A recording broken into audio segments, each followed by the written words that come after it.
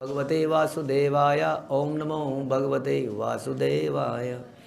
श्रीमद् भागवतम चौथा चौथा कैंटो 21वां अध्याय और 50वां श्लोक। नात्याद्भुतम इदं नाथ तवाजिव्यानुशासनम प्रजानुरागा रागो महताम प्रकृति करुणात्मनाम। हे नाथ, अपनी प्रजा पर शासन करना तो आपका धर्म है। यह आप जैसे महापुरुष के लिए कोई आश्चर्यजनक कार्य नहीं है, क्योंकि आप अत्यंत दयालु हैं और अपनी प्रजा के हितों के प्रति अत्यंत प्रेम रखते हैं। यही आपके चरित्र की महानता है। तो प्रभुपाद कह रहे हैं कि राजा का तो कर्तव्य ही है कि प्रजा की रक्षा करे और अपनी जीविका के लिए उस पर कर लगाए। हाँ, तो 4 प्रकार के वर्ण हैं समाज में, ब्राह्मण, क्षत्रिय, शूद्र और वैश्य। तो जो ब्राह्मण है उसका मुख्य कार्य क्या है? ज्ञान बांटना। तो ब्राह्मण को 8-9 घंटे कहीं पर जॉब करने के बाद जो समय बचे उसको लगाना चाहिए ज्ञान बांटने के लिए।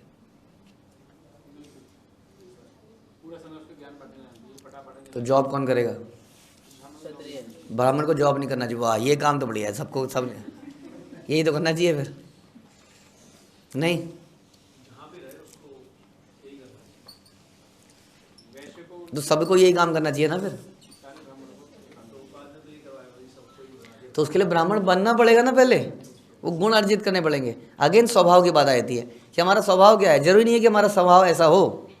जरूरी नहीं है ना कि हर कोई समाज में टीचर बन पाए सही मायने में, क्योंकि एकेडमिक पढ़ाना और स्पिरिचुअलिटी पढ़ाने में बहुत बड़ा अंतर है। एकेडमिक में आपने पढ़ाया, कोर्स पढ़ाया, थोड़ा बहुत फॉलो किया होमवर्क वगैरह में, उसके नंबर आए, दैट्स ओके। और स्पिरिचुअलिटी में पढ़ाना इज़ वेरी डिफिकल्ट।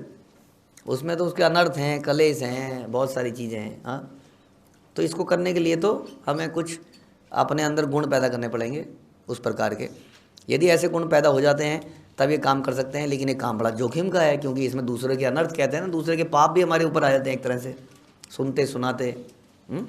तो इतना कई बार ऐसा दूर से देखने में दूसरे का काम अच्छा लगता ही है। हाँ, जैसे पर भगवान भी बताते हैं गीता में कि दूसरे का काम सबको अच्छा लगता है। ब्राह्मण को क्षत्रिय का अच्छा लग सकता है, कर वसूली करो। हाँ, और क्या करना है इसमें। हाँ, और वैश्य का क्या है? वैश्य की कोई जिम्मेदारी, अपना बिजनेस करो और मज़े करो। सबको दूसरे का काम अच्छा लगता है, लेकिन हर कोई व्यक्ति के पास एक नेचर है, उसकी प्रकृति के अनुसार, उसके अनुसार वो देखता है कि वो क्या वो ब्राह्मण बनने के लायक है कि नहीं है। ऐसे गुण वो क्या वो गुण अर्जित भी करे जा सकते हैं। यदि वो ऐसे गुण अर्जित कर लेता है, उसके बाद उसको क्या करना है? उसके बाद उसको प्रचार करना है, उसका दूसरों को सिखाना है, जो कि मुश्किल काम, अगेन बड़ा मुश्किल काम है। गोष्ठानंदी बनना बड़ा आसान काम है कि हमने भजन किया बैठ गए, लेकिन दूसरों को बताना बड़ा मुश्किल है। इसलिए ऐसे व्यक्ति के लिए बोला गया कि उसको वो कहीं पर जॉब नहीं करता है। वो क्या लिखा था? वे अपने शिष्यों से दान ले सकते हैं, ताकि वो आराम से जीविका बिता पाएँ कंफर्टेबली। थोड़ा सा जब इतना किया है तो थोड़ा सा एंजॉय तो करना ही चाहिए लाइफ को। जब उसने इतना प्रचार किया है तो फिर वो इस प्रकार से दान ले कि उसके आगे आने वाली पीढ़ियाँ, 2-4 पीढ़ियाँ आराम से निकाल पाएँ, वरना क्या फ़ायदा हो। जैसे क्षत्रिय है, उसका बेटा राजा बनेगा कल को, तो उसका आगे का पूरा करियर सेट है। वैश्य का बेटा और उसका बेटा बिजनेस को संभाल लेगा, और शूद्र उसको अपने बेटे को बिजनेस दे जाएगा। अब ब्राह्मण अपने आगे बिजनेस कैसे दे के जाएगा? अगर उसमें इतना ज्ञान नहीं हुआ आगे वाले में तो मुश्किल काम है। तो इसलिए उसको इतना पैसा जोड़ के जाना चाहिए ब्राह्मण को कि उसके आगे वाली 3-4 पीढ़ियाँ ठीक से निकल पाएँ। हाँ, इसलिए उसको खूब दान इकट्ठा करना चाहिए, और अपने रहते ही अपनी गद्दी पर अपने बच्चों को बिठा देना चाहिए। व्यास गद्दी पर अपने जीते जी उसको ट्रेनिंग कर देना चाहिए, साथ में बैठ के धीरे धीरे वो भी थोड़ा थोड़ा गाना सीखे और थोड़ा बोलना सीखे, और इस प्रकार से परंपरा चलनी चाहिए। सही है?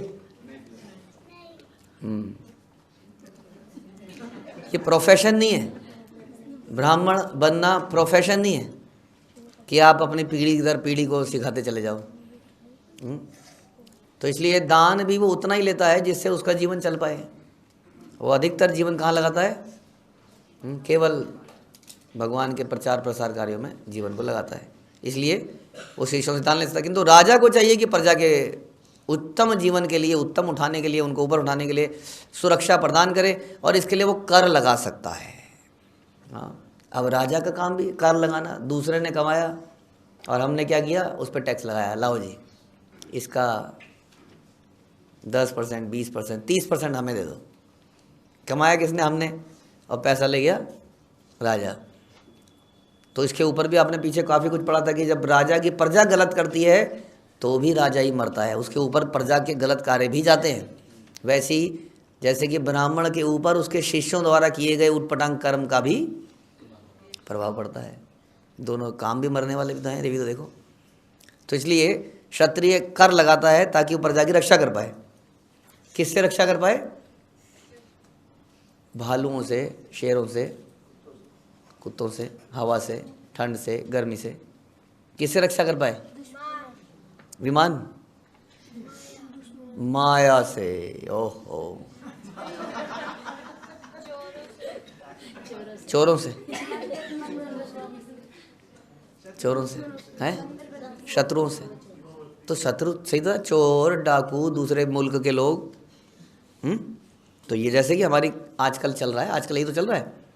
बॉर्डर सिक्योरिटी फोर्स है, एयर फोर्स है, और वो हमारा कौन कौन सी फोर्स है, जो भी हैं, CIF, CRPF वगैरह वगैरह, हवाई जहाज वाली, पानी वाली, सारी।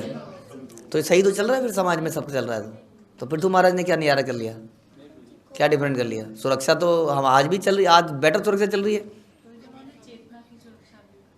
चेतना की सुरक्षा? चेतना कोई राक्षसी का नाम है? अनर्थों की सुरक्षा ये राजा का काम है। कैसे? जब वो कर लेता है, कर जब लेता है तो लक्ष्मी भगवान की सेवा में लगाता है, और उनके अंदर जो भोगने की इच्छा होती है वो। तो आप तो दान दे नहीं रहे कह रहे हैं, तो मैंने आपसे टैक्स लिया और दान दे दिया, इस प्रकार। ये तो सोच अच्छी नहीं है आप लोगों की। और यही काम है राजा का कि आप दान नहीं दोगे तो हम आपसे दान लगा दें, टैक्स में और दे दें। वर्णाश्रम धर्म को चलाता है। आपने तो सुरक्षा देता है, आप कह रहे हो चलाता है। मतलब पूरा साइकिल तो चलाता है, सुरक्षा देता है। तो फिर ब्राह्मण क्या करता है? ज्ञान देता है। तो ज्ञान देने वाला, चलाने वाला अलग होता है। हाँ जी, क्या होता है ना, राजा अपनी गद्दी पे बैठा होता है, ब्राह्मण के संरक्षण में वो सारा कार्य करता है। ब्राह्मण तो ये कह रहे हैं कि ब्राह्मण बताता है ऐसा ऐसा करो, और वो करता जाता है। और ब्राह्मण क्या बताएगा? ब्राह्मण बताएगा इतना मंदिर खोलो, यहाँ नई क्लास सेटअप करो, यूथ की क्लास चलाओ, बूढ़ों की क्लास चलाओ, जवानों की क्लास चलाओ, ये करो वो करो। अब वो करता चला जाएगा। कहाँ से पैसा आएगा?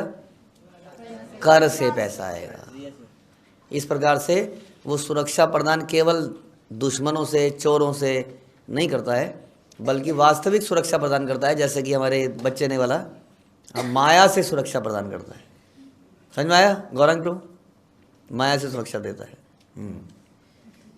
ओके, अतः वे इससे थोड़ा लाभ ले सके। अच्छा, उसमें बता रहे हैं कि चूंकि वणिक मतलब वैश्य, वणिक वर्ग सारे समाज के लिए अन्न उत्पन्न करता है, अतः वह इससे थोड़ा लाभ ले सकता है।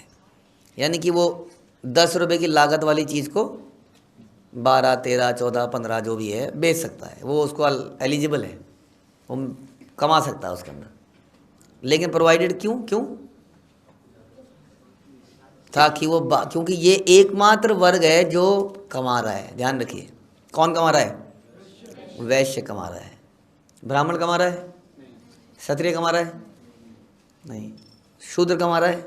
शूद्र तो उससे सैलरी ले रहा है, लेकिन सोर्स ऑफ इनकम कौन कर रहा है? वैश्य कर रहा है। तो वैश्य को क्या करना चाहिए? इसलिए वैश्य का काम है इन सब को देना। तभी वो चल पाए, तभी तो कर पाएगा ना अपना बिजनेस। अगर क्षत्रिय नहीं होगा तो बिजनेस चलेगा? अभी आएगा माफिया, ठूं ठा खत्म, है ना? या वटेवर, चोर उसके उचक्के हो जाएंगे अगर लेक्चर नहीं चल रहे होंगे। हाँ, अगर वर्णाश्रम नहीं चल रहा होगा तो चोर उचक्के आएंगे, उसको बिजनेस करने देंगे? बिजनेस नहीं करने देंगे। तो इसलिए ब्राह्मण की ज़रूरत है ताकि क्षत्रिय काम करे। क्षत्रिय काम करेगा तो वैश्य वास्तव में बिजनेस कर पाएगा। और वैश्य को बिजनेस करने के लिए कुछ लोगों की आवश्यकता होगी, जो कौन देता है? जो कि वास्तव में शूद्र देते हैं। इसलिए सबकी आवश्यकता है। यहाँ पर योग्य राजा या राजनीतिक नेता का लक्षण इस प्रकार बताया गया है कि उसे लोगों पर अत्यंत दयालु होना चाहिए और उसके मुख्य हित का ध्यान रखना चाहिए, जो कि श्री भगवान का उच्च भक्त बनना है। तो मुख्य काम क्या हो गया कि श्री भगवान का उच्च भक्त बनना, ये मुख्य उद्देश्य है इस पूरी वर्णाश्रम सिस्टम के अंदर। इसका पर्पस ये नहीं है कि महिलाओं के लिए आरक्षण दिया जाए, इसके लिए आरक्षण दिया जाए, दलितों के लिए, ब्राह्मणों के लिए आरक्षण दिया जाए, हाँ, या कुछ ऐसा किया जाए, हाँ, कैसे पुल बनाए जाएं। ये प्रॉब्लम नहीं, असली प्रॉब्लम कुछ और है। उसके लिए सब लोग मिलकर काम करें तो वास्तविक राज्य चल रहा है, जो कि पृथु महाराज ने किया। तो बता रहे हैं कि आप वास्तविक दयालु व्यक्ति हो, तो आप जानते हो कि वास्तविकता में समाज का भला किस प्रकार से हो सकता है। इसलिए इतनी योजनाओं के बाद भी, इतनी सुरक्षा के बाद भी, हम सुन रहे थे कि रशिया के अंदर, मैं आज सुन के हैरान हो गया, हमारे बच्चों ने न्यूज़ बोली, हाँ, रशिया के अंदर, रशिया के कौन थे वो, उनके केमिकल वेपन के हेड जो भी थे, रशिया के अंदर मॉस्को में उसको मार दिया। मैं तो सुन के हैरान हो गया, यूक्रेन ने। अब बताइए, और क्लेम किया उन्होंने, हमने मारा है। तुम्हारी कंट्री में, तुम्हारी राजधानी के अंदर आके तुम्हारे मिलिट्री हेड को, जो भी था, उसको मार दिया। कर लीजिए सुरक्षा। तो सुरक्षा बड़ा मुश्किल है समाज में। जब तक कि कृष्ण भावना में इतना फैल जाए तब तक सुरक्षित कोई रह ही नहीं सकता। इसलिए वास्तविक सुरक्षा यही है, यदि हम इसको कर पाएँ तो ऐसा राजा बनना चाहिए। समझ में आ रहा है? तो वर्णाश्रम का पर्पस क्या है कि कृष्ण का भक्त बनना, दूसरों के प्रति दयालु होना, सबको कृष्ण भावना में देना, ये वास्तविक पर्पस होना चाहिए। हरे कृष्ण। श्रील प्रभुपाद की जय। ग्रंथ श्रीमद् भागवतम की